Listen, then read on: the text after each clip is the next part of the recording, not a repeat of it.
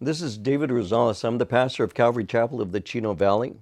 I'd like to talk to you a little bit today about men, men getting involved in spiritual growth, involved in their churches and all.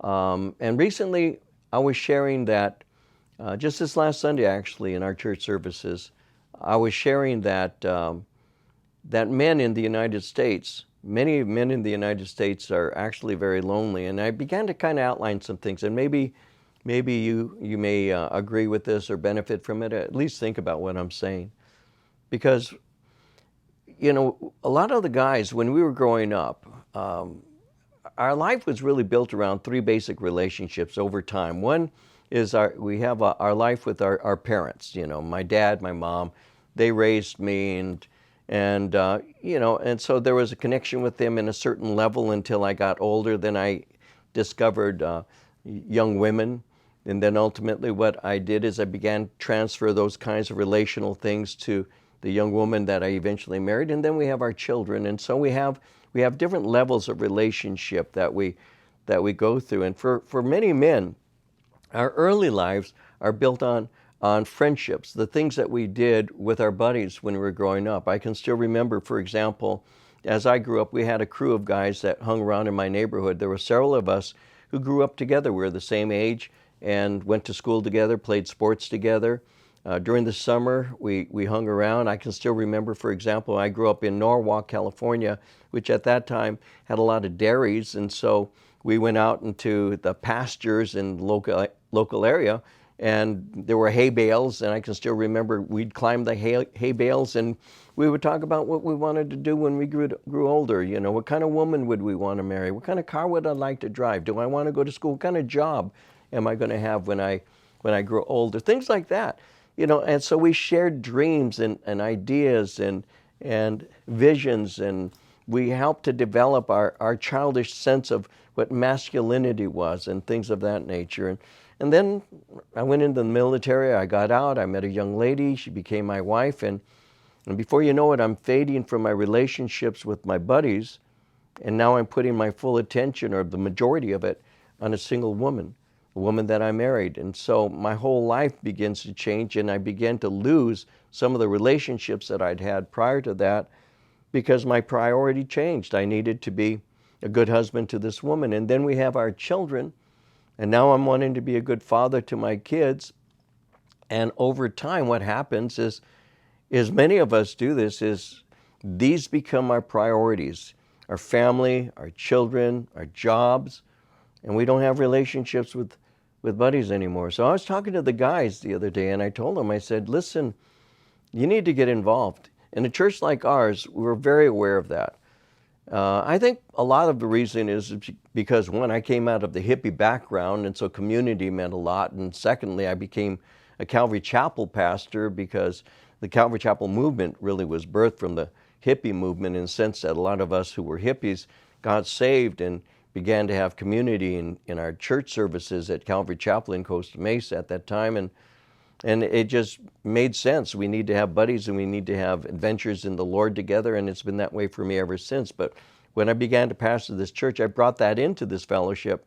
And the first year that we existed as a church, we planted the church in 1981, is I spent the first year and a half building up men's ministries, giving men opportunity to be trained in the things of God, giving them small groups where they would gather together, giving them conferences and retreats and a variety of things to give them opportunities to not just show up and be shallow, but to show up and grow up, if you will, to get involved with brothers, because every one of us needs somebody, at least one, that we can tell them the honest truth about who we really are.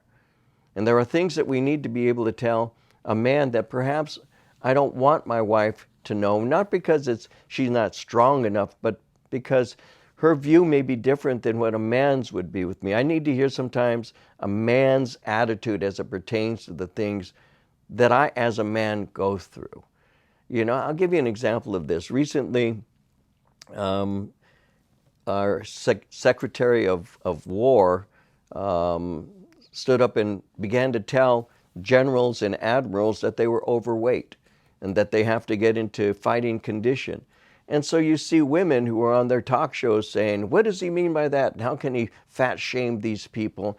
These are women who have no idea what battle is, what war is, how much I'm a military veteran myself, how much I rely on somebody to be in physical condition capable of helping me in a time of pressure or danger.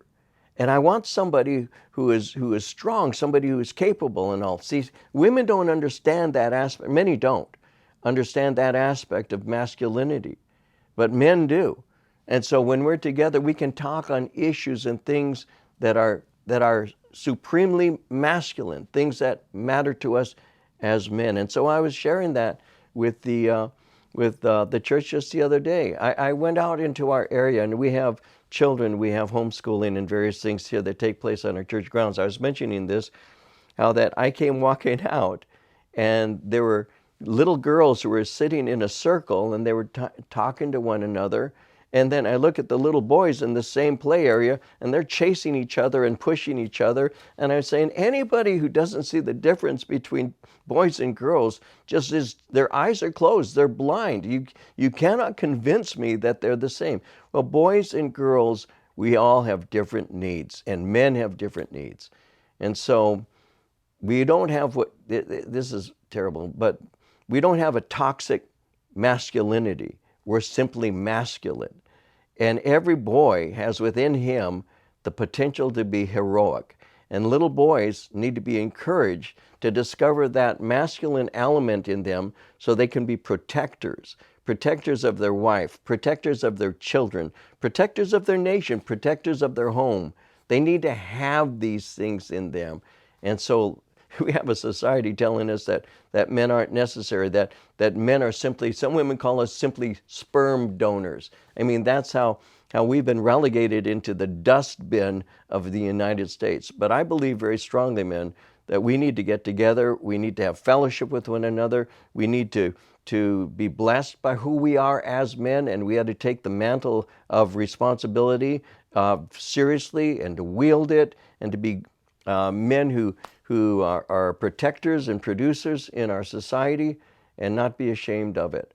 And so you need a place where masculinity isn't a shame, but it's a place where it's actually built up and recognized and honored for what it is. You need a church that is not so feminine that you become emasculated, but a church where you can sense that you're a man called by God, not to go out and create problems or to be a bully of any sort, but to be a spiritual warrior who carries the mantle of that kind into your daily life so you can stand up for the Lord Jesus Christ and be courageous. And so I'm very strong about that. I really believe that it's time for us men to rise up to the occasion and to be what we're supposed to be. Protectors of our family, producers in our churches, and evidences of the grace of God in the society that we live in. God bless you, men.